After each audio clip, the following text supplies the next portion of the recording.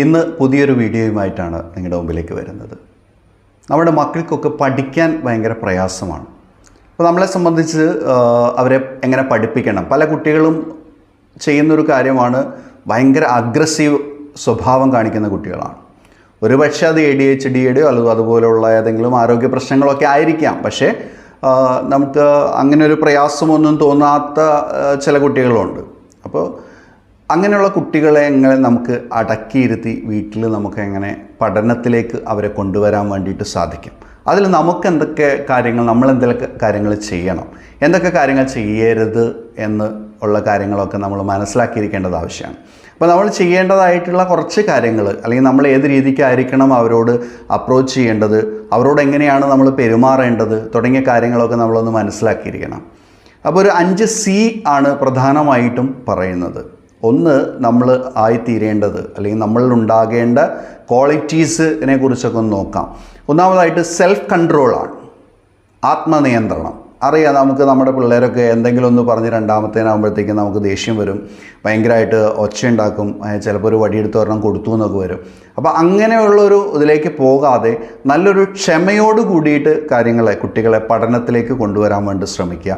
നമുക്ക് ആ ദേഷ്യം വരുന്ന കാര്യങ്ങളൊക്കെ അവർക്ക് ഒരു പക്ഷേ അവരുടെ ആ ഒരു എനർജി പ്രോപ്പറായിട്ട് യൂസ് ചെയ്യാൻ പറ്റാത്തതുകൊണ്ടായിരിക്കാം, അല്ലെങ്കിൽ അത്തരം കാര്യങ്ങളിലേക്കൊക്കെ അവർക്ക് എത്തിപ്പെടാൻ പറ്റാത്തത് കൊണ്ടായിരിക്കാം ഒരു പക്ഷേ കുട്ടികൾ പഠനത്തിലേക്ക് ഇരിക്കുന്നത്. വൈകുന്നേരമൊക്കെ ആയിക്കഴിഞ്ഞാൽ അവരെ എത്ര പഠിച്ചാലും വിളിച്ചാലും ഇരിക്കുന്നില്ല എന്നൊക്കെയുള്ള പരാതികളൊക്കെ ഉണ്ട്.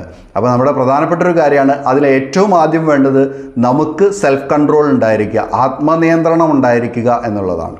അതില്ലാത്തൊരു കാലഘട്ടത്തോളം നമ്മൾ എങ്ങനെ പഠിപ്പിക്കാനിരുന്നു കഴിഞ്ഞാലും അതൊരു ഭൂകമ്പമായിട്ട് മാറുന്നൊരവസ്ഥ ഉണ്ടാകും. വീട്ടിലെ കുടുംബത്തിൽ ഒരു സമാധാനമില്ല, ഭയങ്കര ഒച്ചപ്പാടും ബഹളമാണ് വൈകുന്നേരമായി കഴിഞ്ഞാൽ എന്ന് പറയുന്നൊരു സിറ്റുവേഷനിലേക്ക് മാറും.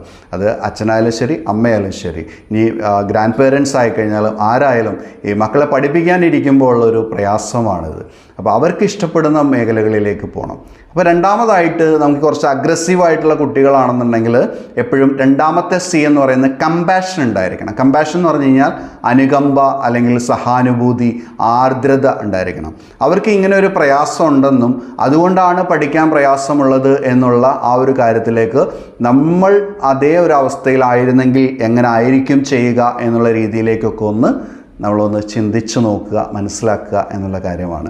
മൂന്നാമത്തെ C എന്ന് പറയുന്നത് കൊളാബറേഷനാണ്, സഹകരണമാണ്. ഒരു കൂട്ടുപ്രവർത്തനത്തിലൂടെ നമ്മൾ കുട്ടികളോട് ചെയ്യാൻ പറയുക, കാര്യങ്ങളെല്ലാം ചെയ്യുക എന്നുള്ളതിനപ്പുറം അവരെ ഒപ്പം നിന്നുകൊണ്ട് അവരെ കൃത്യമായിട്ട് പഠിപ്പിച്ചെടുക്കാൻ വേണ്ടിയിട്ടുള്ളൊരു ശ്രമം നടത്തുക, അവരുടെ കൂടെ കൂടുക എന്നാണ് നമുക്കതിനെ കുറച്ചുകൂടെ വിശദമായിട്ട് പറയുകയാണെങ്കിൽ നമുക്ക് പറയാം. അവരുടെ കൂടെ കൂടി അവർ എന്താണോ എഴുതുന്നത്, അവർക്ക് എഴുതാൻ പ്രയാസം ഉണ്ടെങ്കിൽ അത് പറഞ്ഞു കൊടുത്തുകൊണ്ട്, പഠിക്കുന്ന കാര്യങ്ങളിലൊക്കെ എന്തെങ്കിലും പ്രയാസങ്ങളൊക്കെ ഉണ്ടെങ്കിൽ അതിൽ സഹായിച്ചു കൊടുത്തുകൊണ്ട്, പക്ഷെ നമ്മൾ എഴുതി കൊടുക്കുക അല്ലെങ്കിൽ നമ്മൾ ചെയ്യുക എന്ന അർത്ഥത്തിലല്ല. അവർക്ക് എഴുതാൻ പ്രയാസമാണ് എന്നുണ്ടെങ്കിൽ നമ്മൾ മറ്റൊരു ബുക്കിൽ അല്ലെങ്കിൽ റഫ് ബുക്കിലൊക്കെ എഴുതി കൊടുത്തിട്ട്, ആ ഒരു പേപ്പറിൽ എഴുതി കൊടുത്തിട്ട് ഇത് നോക്കി എഴുതൂ എന്ന് പറഞ്ഞിട്ട് ഹോംവർക്കൊക്കെ കൃത്യമായിട്ട് ചെയ്തു കൊടുക്കാനുള്ളൊരു സഹായം ചെയ്തു കൊടുക്കുക എന്നുള്ളതാണ്.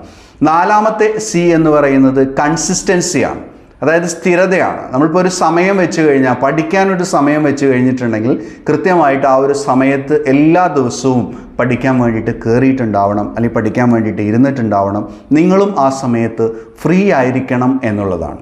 അപ്പോൾ നമുക്ക് ഒരുപാട് കാര്യങ്ങളുണ്ടാവും, സീരിയൽ അതുപോലുള്ള പല കാര്യങ്ങളും ഉണ്ടാവും, അല്ലെങ്കിൽ വീട്ടിലെ പണികൾ കാര്യങ്ങളൊക്കെ ഉണ്ടാവും. പക്ഷേ ഒരു മണിക്കൂർ അല്ലെങ്കിൽ അരമണിക്കൂർ എത്രയാണോ നമ്മൾ അതിനു വേണ്ടിയിട്ട് മാറ്റിവെക്കാൻ ഉപയോഗപ്പെടുത്തുന്നത്, അത് സ്ഥിരമായിട്ട് കൃത്യമായിട്ട് ഒരു ടൈമിലായിരിക്കണം. ഇത്ര സമയം മുതൽ ഇത്ര സമയം വരെ ഹോംവർക്ക് ചെയ്യുക, ഇത്ര സമയം മുതൽ ഇത്ര സമയം വരെ, അങ്ങനെ പ്രതിദിനമായിട്ടുള്ളൊരു ദിനചര്യ സൃഷ്ടിച്ചു കൊടുക്കാൻ വേണ്ടിയിട്ട് നമുക്ക് സാധിക്കുക എന്നുള്ളത് വളരെ ഇമ്പോർട്ടൻ്റ് ആണ്.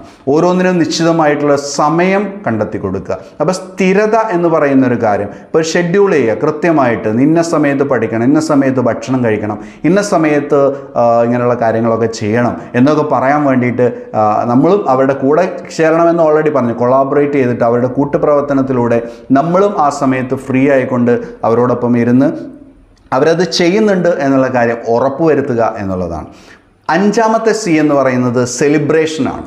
നമുക്ക് മക്കളുടെ ഓരോ വിജയത്തിലും അവർ ചെയ്തൊരു കാര്യം ചെയ്തു കഴിഞ്ഞിട്ടുണ്ടെങ്കിൽ ആ കാര്യം ചെയ്തു കഴിഞ്ഞു എന്നുള്ളതിനെ ബേസ് ചെയ്തുകൊണ്ട് നമ്മൾ എന്ത് ചെയ്യണം, നമ്മൾ സ്വാഭാവികമായിട്ടും ഒരു സെലിബ്രേഷൻ മൂഡിലേക്ക് കൊണ്ടുവരിക. അന്ന് സ്പെഷ്യലായിട്ട് എന്തെങ്കിലും ഒന്ന് ചെയ്തു കൊടുക്കുക.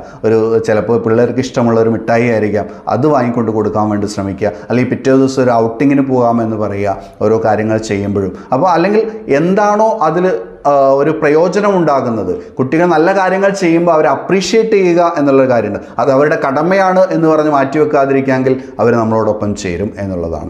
അതായത് ഈ പഠിക്കാൻ പ്രയാസമുള്ള കുറേ കുട്ടികളുണ്ട്. അവർക്ക് ഒരു പ്രത്യേകത എന്ന് പറഞ്ഞു കഴിഞ്ഞാൽ നമ്മൾ ചില ചാർട്ടുകൾ, ഓർമ്മപ്പെടുത്തലുകൾ, അലാറം ഒക്കെ വെച്ച് കൊടുക്കേണ്ടി വരും.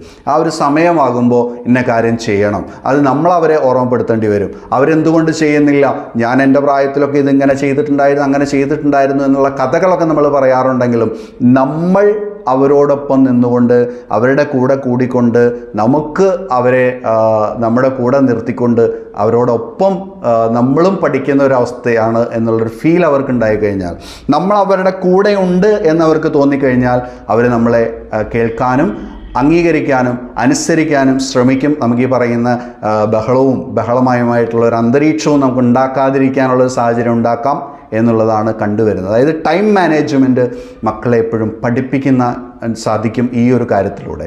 കൃത്യമായിട്ടുള്ള സമയത്ത് കൃത്യമായിട്ടുള്ള കാര്യങ്ങൾ ചെയ്യുന്നു, അല്ലെങ്കിൽ അത് ചെയ്യാൻ വേണ്ടിയിട്ട് ചെറുപ്പത്തിലേ കൊടുക്കുന്ന ഈ ഒരു പ്രാക്ടീസ് അവരുടെ ജീവിതകാലം മൊത്തം ഒരു ടൈം പ്രാക്ടീസ് അല്ലെങ്കിൽ ടൈം മാനേജ്മെൻറ്റ്, ടൈം എങ്ങനെ മാനേജ് ചെയ്യണം എന്നുള്ള കാര്യത്തെക്കുറിച്ചും അവർക്കൊരു ധാരണയുണ്ടാവും. ഇപ്പോൾ സ്കൂളിലൊക്കെ വിടാൻ നേരത്ത് ഒരുപാട് ലേറ്റ് ആവുന്നു, പല കുട്ടികളും എഴുന്നേക്കാൻ നേരം വൈകുന്നു. ഇതൊക്കെ ഒരു കൃത്യതയിലേക്ക് കൊണ്ടുവരികയും അതോടൊപ്പം തന്നെ പഠനത്തിനും ഇതിനൊരു മുൻതൂക്കം കൊടുത്തുകൊണ്ട് അവർക്ക് അതിനുള്ള സാഹചര്യങ്ങൾ ഒരുക്കി കൊടുത്തുകൊണ്ട് ഇത്തരം കാര്യങ്ങളൊക്കെ നമുക്ക് ചെയ്യാൻ വേണ്ടി സാധിക്കണം.